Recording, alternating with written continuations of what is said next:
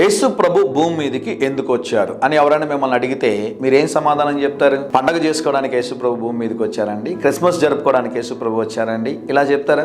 గమనించండి ప్రియులారా, చాలా సార్లు అన్యులు మనల్ని ప్రశ్నిస్తూ ఉంటారు, మీరు క్రిస్మస్ ఎందుకు జరుపుకుంటారండి, ఎందుకు మీరు ప్రతి వారం ఆదివారం గుడికి వెళ్తారా అంటే, ఏదో నామకార్థంగా వెళ్తున్నామండి అంటూ ఉంటారు. అయితే గమనించండి ప్రియులారా, ప్రతి ఆదివారం మనం గుడికి ఎందుకు వెళ్తాము అంటే, మనము జీవము కలిగిన దేవుని దర్శించుటకు ఆయన మందిరానికి వెళ్తారు. ఈ మాట చెప్పాలి. ఎవరైనా యేసు ప్రభు ఎందుకోసం భూమి మీదకి వచ్చారంటే మీరు ఈ సమాధానం చెప్పాలి. నా పాపముల నిమిత్తము, నా శాపముల నిమిత్తము, న్యాయ ప్రకారంగా నేను నరకానికి వెళ్ళాలి.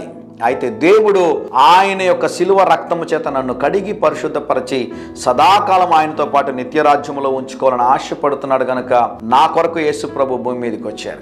యేసు ప్రభు ఎందుకోసం వచ్చారంటే పాపులను రక్షించుట కొరకు వచ్చారు. బంధకములో ఉన్నటువంటి వారిని విడిపించడానికి, సమాధానమునివ్వడానికి, నెమ్మదినివ్వడానికి, మనల్ని నిత్య రాజ్యమునకు వారసులను చేయడానికి యేసు ప్రభు వారు భూమి మీదకి వచ్చారు.